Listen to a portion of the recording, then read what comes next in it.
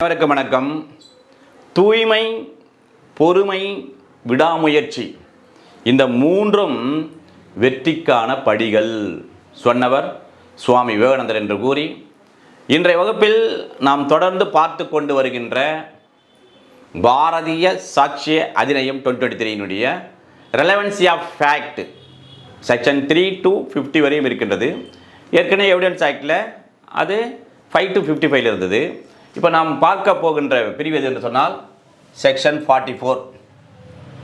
இந்த பிஎஸ்ஏவிலே ஆல்ரெடி தெரியும் 170 total section, total chapter. ஏற்கனவே 167 இருந்தது, 11 சாப்டர் இருந்தது. சரி, இப்போ சாப்டர் 2ல் இருக்குது. என்னவென்றால் 44 என்ன சொல்லுது? Opinion on relationship when relevant.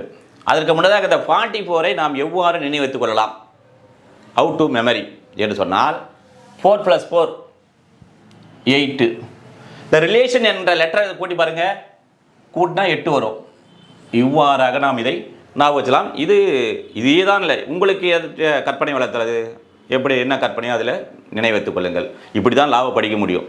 44 வராது. எஸ், இப்போ என்ன சொல்கிறாங்க இங்கே, ஒருவருடைய உறவு முறை பற்றி, இவர்களுக்கு இருக்கின்ற உறவு முறை பற்றி நீதிமன்றத்தில் ஒரு கேள்வி எழுகின்ற போது அதை பற்றி ஒரு கருத்து சொல்கிறாங்கன்னா அது எப்பொழுது தொடர்புடையது, இதுதான் நம்ம இப்போ பார்க்க போகிறோம். ஓகேவா? சரி, இப்போ என்ன, when the court has to form an opinion as to the relationship of one person to another, the opinion expressed by conduct as to the existence of such relationship, அத்தகைய ஒரு of any person who as a member of the family or otherwise as special means of knowledge on the subject is a relevant fact. நம்ம வழக்கம் உங்களை என்ன பண்ண போகிறோம், பட விளக்கத்தோடு பார்த்தோம்னா நமக்கு ஈஸியாக புரியும். இப்போ இந்த நீதிமன்றத்தில் ஒரு வழக்கு நடைபெற்று கொண்டிருக்கின்றது. அவ்வாறு நடைபெறுகின்ற போது இந்த நீதிமன்றத்திற்கு இந்த ப்ரிசைடிங் ஆஃபீஸர் நீதிபதி அவர்களுக்கு ஒரு விஷயத்தை பற்றி கருத்து வர வேண்டியிருக்கிறது. எதை பற்றி? இவர்களுக்குள், அதாவது இந்த இவர்களுக்கிடையே இருக்கின்ற உறவு முறை, இவர் என்ன ஒரு கணவன் மனைவியா, இல்லை சித்தப்பா இதுவா, அல்லது பெரியப்பா அண்ணன் தம்பியா, இந்த மாதிரியான ஒரு உறவு முறை பற்றி ஒரு கருத்துக்கு வர வேண்டி இருக்கின்ற போது, அப்படி என்றால் அப்பொழுது யார் கொடுக்கின்ற அந்த கருத்தானது அல்லது வெளிப்படையாக ஒரு நடத்தை மூலமாக வெளிப்படுத்துகிறார்கள் என்று சொன்னால் அது யாருடையதாக இருக்க வேண்டும், எப்பொழுது தொடர்புடையதுன்னு சொன்னால், இப்போ இவர்களுடைய குடும்பத்திலே இருக்காங்களே, இந்த ஃபேமிலி இருக்காங்களே, இந்த ஃபேமிலியிலே இருக்கின்ற நபராக இருக்கிறார் ஒருத்தர்.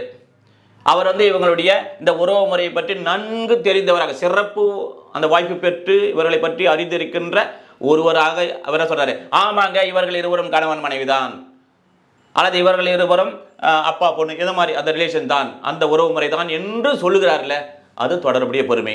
சரி, ஃபேமிலி இல்லை சார், அதர்வைஸ் ஃபேமிலி மெம்பரே இல்லைங்க, வேறொருவராக இருக்காங்க, இந்த ஃபேமிலி மெம்பர் இல்லை, ஆனால் அதர்வைஸ் மற்றபடி இருக்கிறார்கள். ஆனால் இந்த குடும்பத்தை பற்றி, அதாவது இந்த உறவு முறைகளை பற்றி அவருக்கு நன்கு ஒரு சிறப்பு வாய்ந்த ஒரு அறிவு பெற்றுக்கிறார். அதை அவர் என்ன பண்ணுறாரு, அதை ஒரு நடத்தையின் மூலமாக நீதிமன்றத்தில் வெளிப்படுத்துகின்ற போது அது தொடர்புடைய பொறுமையாகும். இதுதான் ரிலேஷன்ஷிப் பற்றி. இப்போது இன்னும் சொல்லப்போனால் நமக்கு அந்த எதை பார்த்தது தெரியும், உனக்கு ப்ரொவைடட் தட் ஒன்று இருக்குது. ஆனால் இப்போ ஒரு கேள்வி நீங்கள் கேட்டுக்கலாம், ஃபிலிம்ஸ் எக்ஸாம்லாம் எப்பவுமே ப்ரொவைடட் வரும்போது ஒரு கேள்வியாக கொடுக்கலாம். இந்த 44 செக்ஷன் பிஎஸ்சி ஆனது எதற்கெல்லாம் பொருந்தாது? Which among the following is not applicable for as to section 44 of BSA 2023? இப்படி கேள்வி வைப்பாங்க. ஏ போட்டுருவாங்க என்ன போல, 82 of BNS, B 84 of BNS, C Divorce Act 1869, D all of the above. All of the above is a right answer. ஏன்னா எதுக்கு பொருந்தாது? முதல்ல such opinion shall not be sufficient to prove marriage in proceeding under the Divorce Act 1869 or in prosecution under section 82 and 84 BNS 2023. இப்போ இந்த provided அதுவும் படவில் பார்த்தலாம் பாருங்களேன். இப்போ இவர்கள் இருவருக்கும் திருமணம் நடைபெறுகிறது. நடைபெறுகின்ற போது இவர்கள் டைவர்ஸ் அப்ளை பண்ணுறாங்க.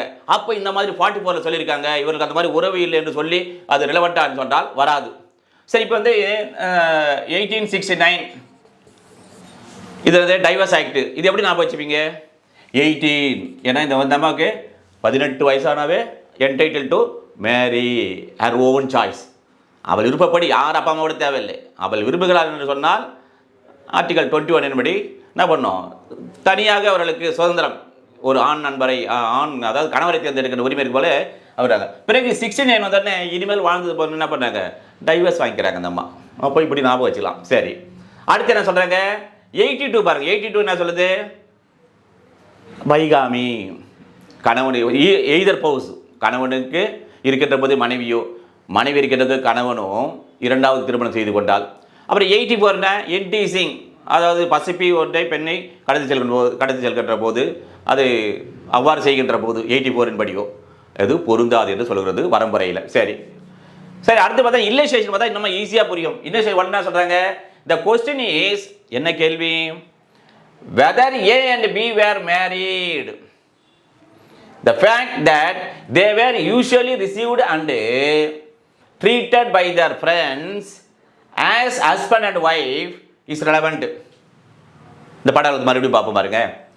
இப்போ நீதிமன்றத்தில் ஒரு வழக்கு நடக்குது, இண்டு மேரேஜ் ஆக்டில் ஒரு நடக்குது. இல்லைங்க, இவங்க 2 பேரும் வந்து கணவன் மனைவி இல்லை அப்படின்று ஒரு வழக்கு நடக்கின்ற போது நீதிமன்றத்தில் இவர்கள் இருவரும் கணவன் மனைவி தானா என்ற ஒரு கேள்வி எடுக்கின்ற விசாரணை நடக்கின்ற போது அப்போ ஒருவர் வந்து சாட்சி சொல்கிறார் இங்கே நீதிமன்றத்தில், ஐயா நான் உங்கள் ஃப்ரெண்டுங்க, நானும் ஃப்ரெண்டுங்க, அதே மாதிரி நிறைய ஃப்ரெண்டுங்க, இவர்களை எப்படி ட்ரீட் பண்ணாங்கன்னா கணவன் மனைவி தான் ட்ரீட் பண்ணாங்க. ஏன்னா ஒரு நாள் நியூ கப்புள் அப்படி சொல்லல, நியூவாக மேரேஜ் ஆகிருக்கீங்க, எங்கள் வீட்டுக்கு விருந்து வாங்கன்னு போட்டு கணவன் மனைவியாக விருந்து வச்சாங்க, நான் கூட விருந்து வச்சுங்க. அதே மாதிரி என்னுடைய ஃப்ரெண்டு இருக்கிறான் சிங்கப்பூரில், அங்கே போய் கூப்பிட்டு அவன் என்ன பண்ணான், ஒரு விருந்து வச்சாங்க. அப்போ நண்பர்கள் எல்லாம் இவர்களை கணவன் மனைவியாகவே பாவித்து அவர்களை அவ்வாறு செய்திருந்தால், அவ்வாறு நடத்தியிருந்தால் அந்த ஃபேக்டானது தொடர்புடைய பொறுமை என்று சொல்கிறது. சரி, அடுத்து பார்த்தீங்கன்னா பி இல்லஸ்ட்ரேஷன் பாருங்க. The question is whether A was the legitimate son of B, அதாவது சரி வாப்பர், the fact that A was always treated as such by members of the family is relevant.